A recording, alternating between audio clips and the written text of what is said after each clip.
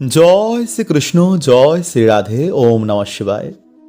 বন্ধুরা, সারা বছরে 24টি একাদশীর মধ্যে এই কামিকা একাদশী এমন একটি মহা পবিত্র তিথি, যার মাহাত্ম্য শাস্ত্রে অত্যন্ত গৌরবের সঙ্গে বর্ণনা করা হয়েছে। কারণ এই সময় বন্ধুরা আপনারা সকলেই জানেন যে এই 4 মাস ভগবান বিষ্ণু এবং সকল দেবতারা যোগ নিদ্রায় রয়েছেন। কারণ এই সময় দেবলোকে চলছে মহারাত্রি।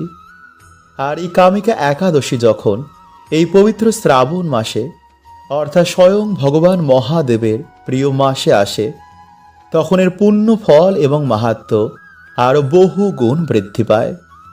তাই গৃহের কল্যাণ, সংসারে মঙ্গলের জন্য এই শ্রাবণ মাসের এই একাদশী কিন্তু বন্ধুরা খুবই গুরুত্বপূর্ণ।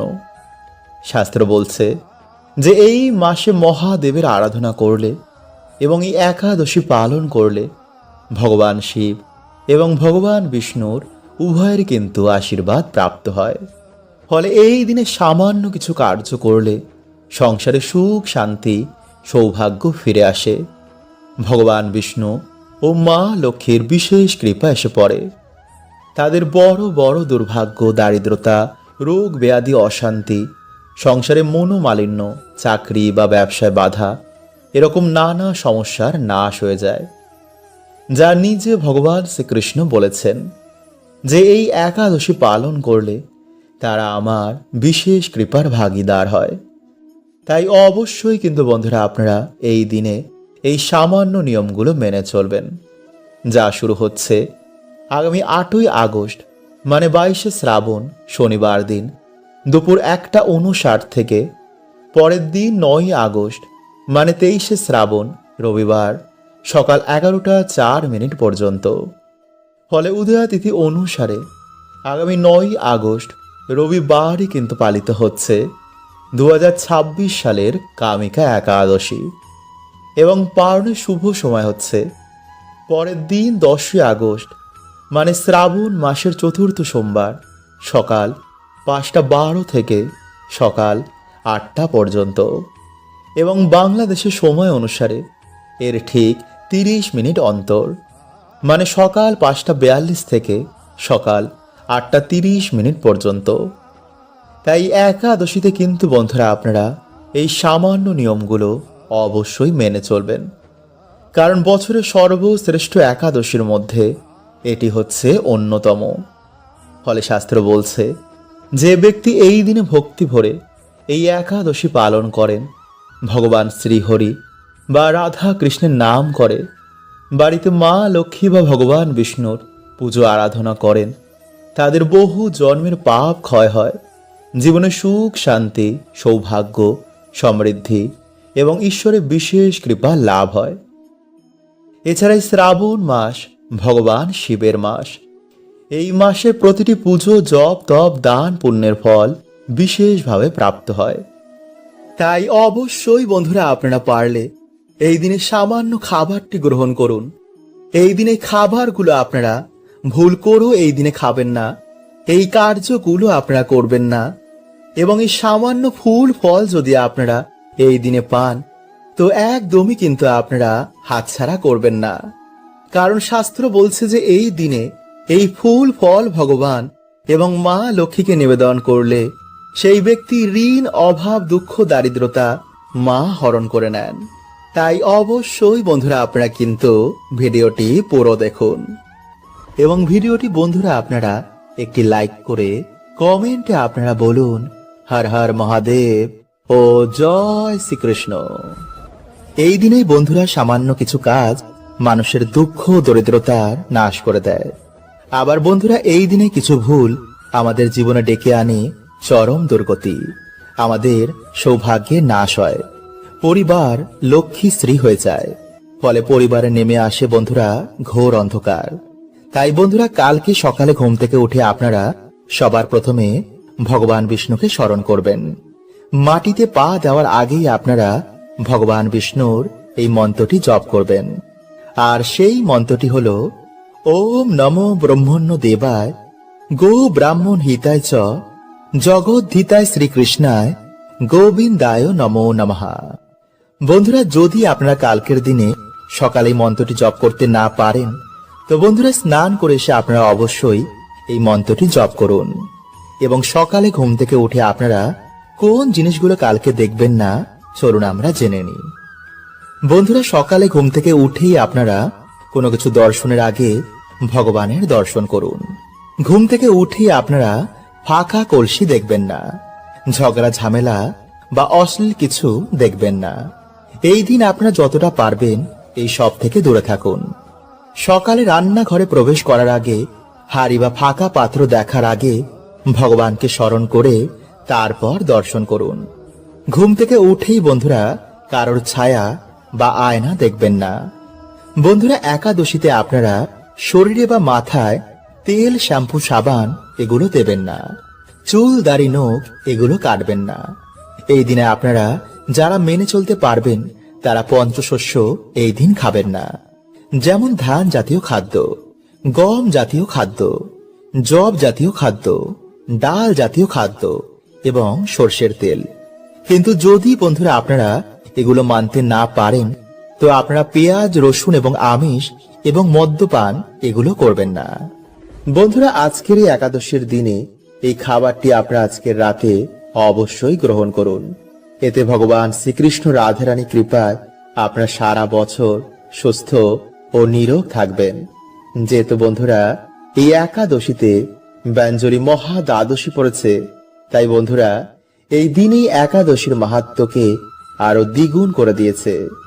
শাস্ত্র বলছে যে একাদশীর দিনে এই খাবারটি যারা গ্রহণ করে তারা অত্যন্তই ভাগ্যশালী হয়। এতে মা লক্ষ্মীর বিশেষ কৃপায় মানুষের সকল দুর্ভাগ্য, দরিদ্রতা রাতারাতি নাশ হয়ে যায়। এবং আজ রাতে বন্ধুরা আপনারা পারলে অবশ্যই একটি 1 টাকার কয়েন এখানে লুকিয়ে রেখে দিন। এতে আপনাদের আর্থিক কষ্ট আর নতুন বছরে থাকবে না। দেখবেন মা লক্ষ্মীর কৃপায় আপনাদের বাড়িতে কেমন ধন ধান্যে ভরে গেছে। তাই মা লক্ষ্মীর কৃপা পেতে আপনারা ভক্তি মনে বন্ধুরা ভিডিওটি অবশ্যই পুরো দেখুন। এবং ভিডিওটি বন্ধুরা আপনারা একটি লাইক করে কমেন্টে হর হর মহাদেব ও জয় শ্রীকৃষ্ণ অবশ্যই লিখুন। নাম্বার 1, বন্ধুরা আজকের দিনে তুলসী মঞ্চে প্রদীপ দেখানো, তুলসী মঞ্চে জল অর্পণ করা, ভগবান বিষ্ণুর মন্ত্র জপ করায় সেই ব্যক্তির বাড়ি থেকে সকল দুর্ভাগ্যের নাশ হয়ে যায়। কারণ বন্ধুরা এই কার্যে আজকের দিনে মা লক্ষ্মী ও ভগবান বিষ্ণু অত্যন্তই প্রসন্ন হন এবং সেই বাড়িতে তিনি বিশেষ কৃপা করেন। কিন্তু যেই বাড়িতে বন্ধুরা আজকের দিনে আমিষ, পেঁয়াজ, রসুন, মদ্যপান, ঝগড়া ঝামেলা, অশান্তি বাড়িতে বেশি করে হয়, সেই বাড়ি থেকে মা লক্ষ্মী গৃহ ত্যাগ করেন। তাই আজকের দিনে বন্ধুরা আপনারা কিন্তু এই ভুলগুলোকে একদম করবেন না। এবং কালকে দ্বাদশীর দিনে বন্ধুরা আপনারা তুলসী পত্র কিন্তু ভুলেও চয়ন করবেন না। আজকের দিনে তোলা তুলসী পত্রই আপনারা কালকে ভগবানকে ভোগে নিবেদন করবেন। নাম্বার 2, তাই বন্ধুরা আপনারা আজকের দিনে সন্ধেবেলায় ভালো করে হাত পা ধুয়ে পারলে একটি সাদা বা হলুদ বস্ত্র পরে আপনারা প্রত্যেক দিন বাড়িতে যেমন সন্ধ্যা আরতি করেন, তুলসী মঞ্চে যেমন ভাবে প্রদীপ দেখান, তেমনি বাড়িতে আপনারা একটি প্রদীপ ধরিয়ে ওম ভগবতে বাসুদেবায় নমঃ এই মন্ত্রটি বলে তুলসী মঞ্চে গিয়ে সেই প্রদীপ দেখিয়ে আপনারা মা তুলসীকে প্রণাম করে মায়ের আশীর্বাদ নেবেন। এরপর আপনারা ঠাকুর ঘরে এসে একটি ঘিয়ের প্রদীপ বা তেলের প্রদীপ জ্বালিয়ে আপনারা মা লক্ষ্মী ও ভগবান বিষ্ণুর উদ্দেশ্যে একটি 1 টাকার কয়েন, যে কোনো সাদা ফুল বা হলুদ ফুল এবং মা লক্ষ্মীর উদ্দেশ্যে লাল ফুল এবং বাতাসা, এই 3টি জিনিস আপনারা মাকে অর্পণ করে একাদশীর ব্রত, মাহাত্ম্য কথা, গীতা পাঠ, লক্ষ্মী পাঁচালী বা ভগবান বিষ্ণুর যে কোনো মন্ত্র আপনারা 21 বার, 51 বার বা 108 বার আপনারা জপ করবেন। যেমন ওম নমো ভগবতে বাসুদেবায় নমঃ, ওম লক্ষ্মী নারায়ণ নমো নমঃ বা হরে কৃষ্ণ মহামন্ত্র আপনারা আজকের দিনে জপ করতে ভুলবেন না।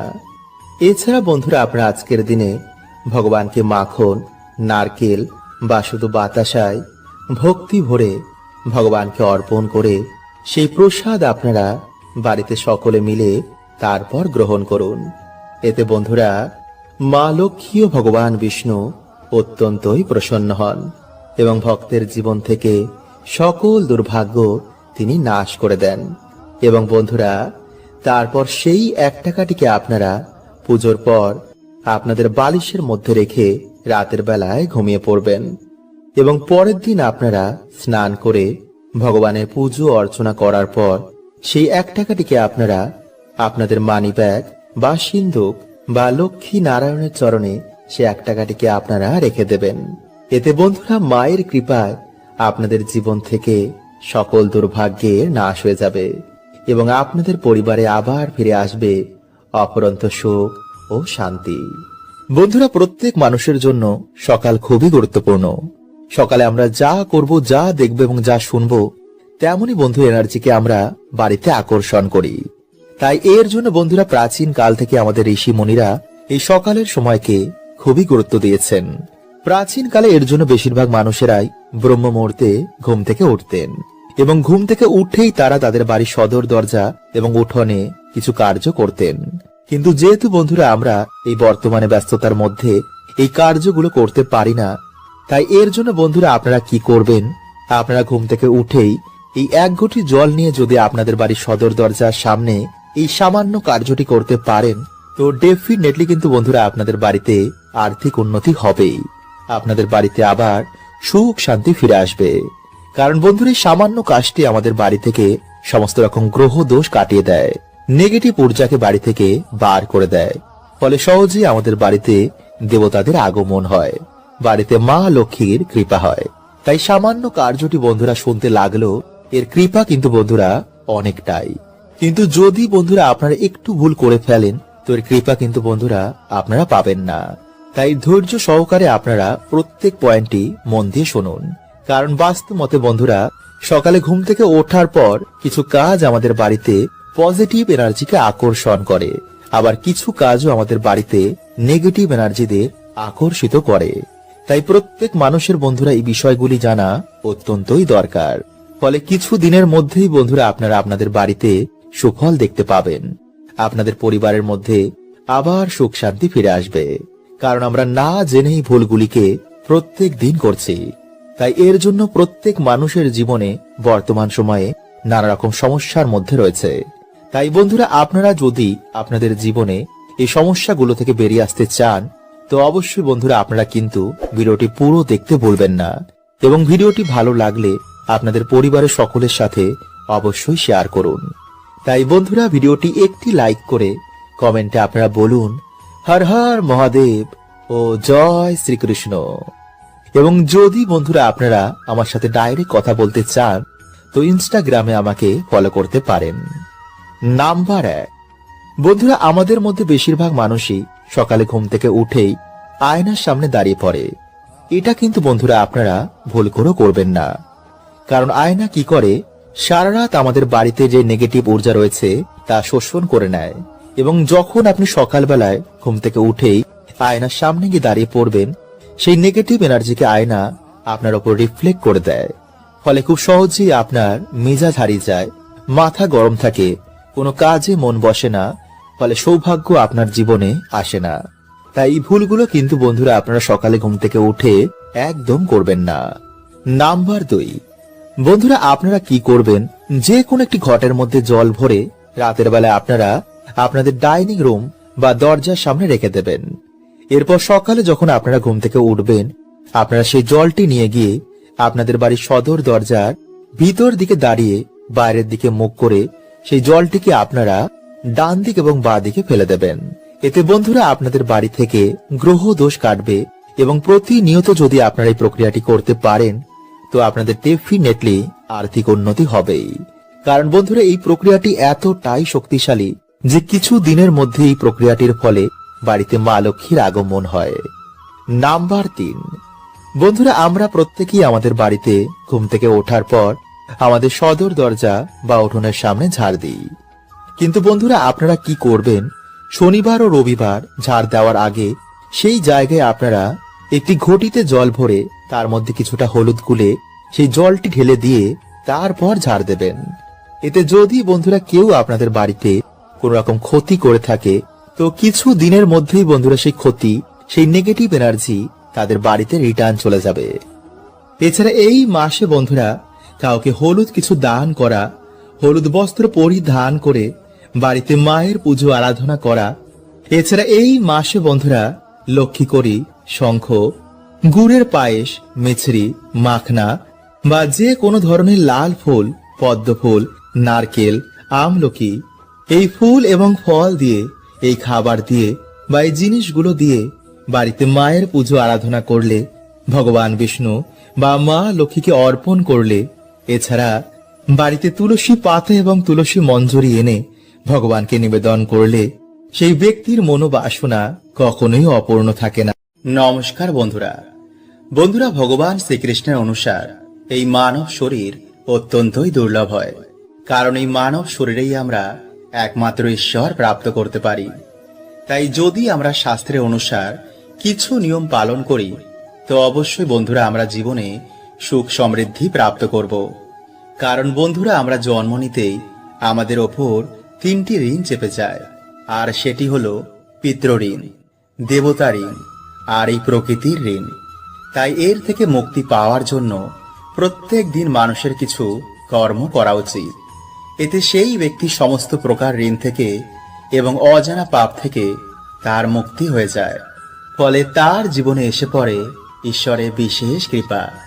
তাই আজকের ভিডিওতে বন্ধুরা আমরা জানব যে ভগবান শ্রীকৃষ্ণের অনুসার মানুষ যদি প্রত্যেক দিন এই জিনিসের দর্শন করে, তো তার জীবন থেকে দুঃখ, দরিদ্রতা, রোগ ব্যাধি এই সব কিছুর নাশ হয়। ব্রহ্মপুরাণে অনুসার মানুষের প্রত্যেক দিন ঘুম থেকে ওঠার পর মানে স্নানের পূর্বে এই বিশেষ জিনিসগুলো বন্ধুরা আমাদের অবশ্যই দর্শন করা উচিত। তো চলুন বন্ধুরা এবার আমরা জেনে নিই সেই বিশেষ জিনিসের সম্বন্ধে।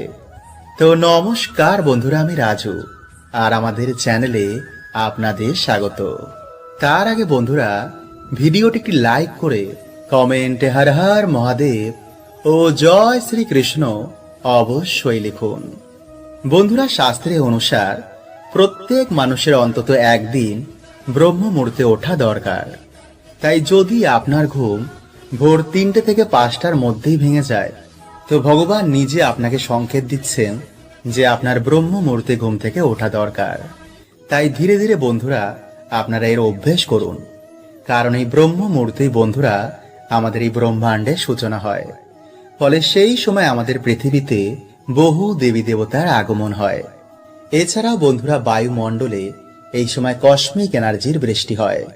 তাই যে ব্যক্তি রোজ এই সময় ঘুম থেকে ওঠে, তার শরীর ও মন সর্বদাই সুস্থ থাকে। ফলে এমন ব্যক্তি জীবনে তাড়াতাড়ি উন্নতি করে। যে বাড়িতে প্রত্যেক দিন ব্রহ্ম মুহূর্তে ভগবানের পুজো আরাধনা করা হয়, সেই বাড়িতে সাক্ষাৎ মা লক্ষ্মী নিবাস করেন। নাম্বার 2, ঘুম থেকে উঠেই যে ব্যক্তি নিজের হাতকে এইভাবে দেখে, হাতের ওপরের ভাগে মা লক্ষ্মী, হাতের মাঝখানের ভাগে মা সরস্বতী এবং হাতের নিচের ভাগে ভগবান শ্রীকৃষ্ণকে স্মরণ করে সে তার জীবন শুরু করে, তো জীবনে মা লক্ষ্মী, মা সরস্বতী ও ভগবান শ্রীকৃষ্ণের কৃপায় তার সব কাজেই সফলতা প্রাপ্ত হয়। মা লক্ষ্মীর কৃপায় সে ধন সম্পত্তি প্রাপ্ত করে, মা সরস্বতীর কৃপায় সে বিদ্যা বুদ্ধি প্রাপ্ত করে, আর ভগবান শ্রীকৃষ্ণের কৃপায় সে সব দুঃখ থেকে মুক্তি পেয়ে যায়।